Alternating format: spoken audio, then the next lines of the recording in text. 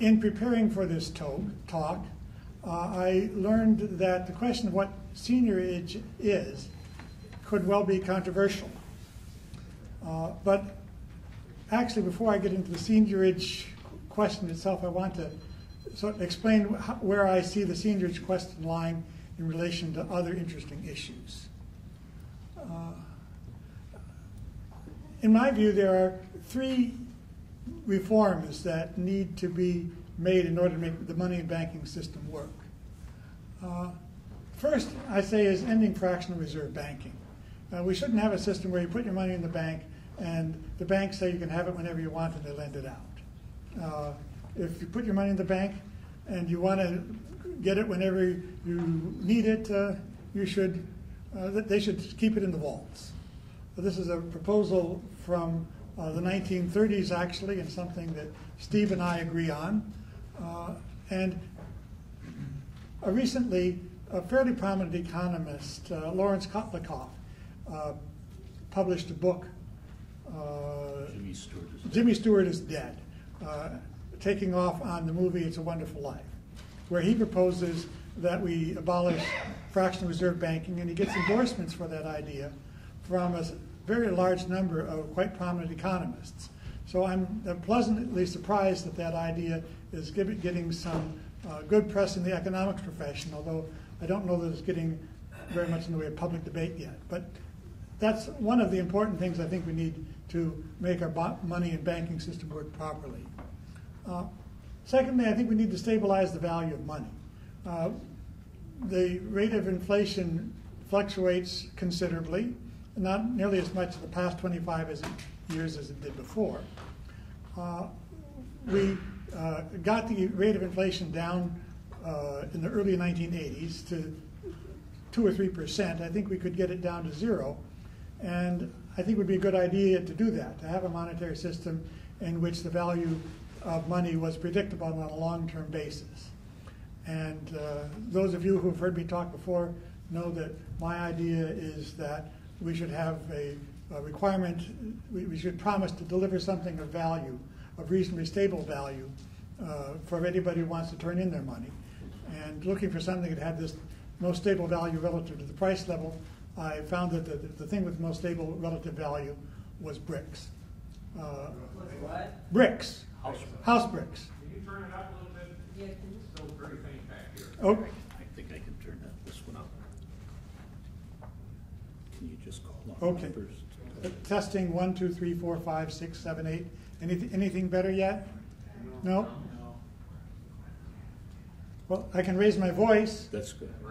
Okay, I'll raise my voice. Go ahead. Okay, so it turned out, if you look at the statistics, that I don't think you'll be able to find anything that has a price level that's more highly correlated with the overall price level than house bricks. It seems a strange thing to define money in terms of, but that's how I think you could stabilize its value. It's not the only proposal. There are proposals to stabilize the value of money by having a requirement to deliver a flexible amount of gold that varies with the price of gold. I'm not sure that that system would work. We need to do something to stabilize the value of money. I'm not sure a system of a flexible promise to deliver gold would work. You might also simply be able to have the government vary the money supply in such a way as to stabilize the value, though I'm somewhat dubious about that. But I think we ought to try seriously to get the value of money more stable than we have it. That's item number 2. And item number 3 is distributing seigniorage fairly. I think that we should have a system in which the profit from printing money is distributed equally throughout the economy. That's what I mean by fair. I suppose when I say fairly, people might have different ideas about what fairly means. My idea of fairly is equally to all adult citizens. So today I'm going to concentrate on that third reform without diminishing the importance I attach to the other two.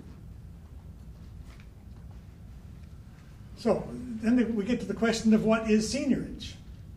I decided to look up the term in the Oxford English Dictionary. at my university, I have access to it online. It's easy enough to do. The Oxford English Dictionary is a place that traces back to the first uses of words. And I found that seigniorage, under a couple of different spelling, has a definition, according to them, of a duty, that is the tax or charge, levied on the coining of money for the purpose of covering the expenses of minting as a source of revenue to the crown claimed by the sovereignty by virtue of his prerogative. So the king might say, I have the right to coin money, and if you want $100 coined in gold, you have to give me $102, and the $2 is what I'll charge you. I might charge you $10 or half a dollar or whatever, but something that the crown takes for the privilege of turning raw gold into gold of a specified value per unit. Then, as an example of recent usage, they give from 1891, the Daily News, whatever that is, 6 November, I suppose it's section 3, page 5, any profit which the state gets from note circulation, seigniorage, and the like. Now, one of the interesting puzzles about this is seigniorage in apposition, or is it another possibility along with note circulation?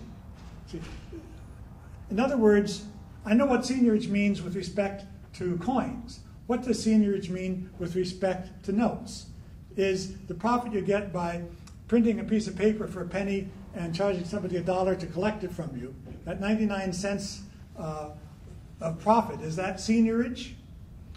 In the usage of economists, I see the word seigniorage used to include that profit on the circulation of paper money. So, as far as I'm concerned, the profit you get by printing money and circulating it is an example of what I mean by seigniorage, and I think it's a good usage of the term.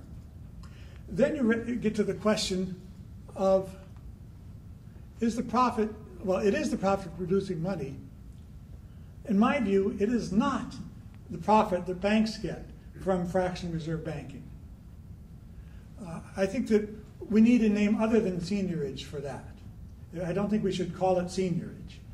It's a different phenomenon. If banking were a competitive industry, there would be no profits. There would be only ordinary profits in banking. I'm not saying that banking is competitive. It's somewhat more competitive, perhaps, than it used to be. If it were fully competitive, we would let anybody open up a bank, including foreign entities that want to do, and we're not that open about our banking now, and there is an element of monopoly profit in banking. But I think we should call that the profits of banking and the profits with fractional reserve banking, and not call it seigniorage. I think we need a different term. And so when I'm talking about seigniorage, I am not talking about the profits from fractional reserve banking.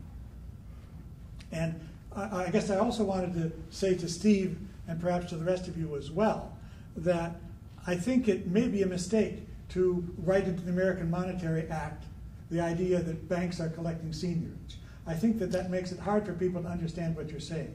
Now, it has a certain emotional impact that you probably like, but I think that the cost in terms of confusion is greater than the benefits of linking it into other examples of seigniorage. It's not actually in the Act. It is in a description. Oh, yeah, okay. Well, the Act. Yes, okay. So my suggestion would be that you find a different term for what you're talking about. I think that it would be easier to get people to understand what you're talking about if you were to do that. That's at least my opinion. I hope you'll think about that.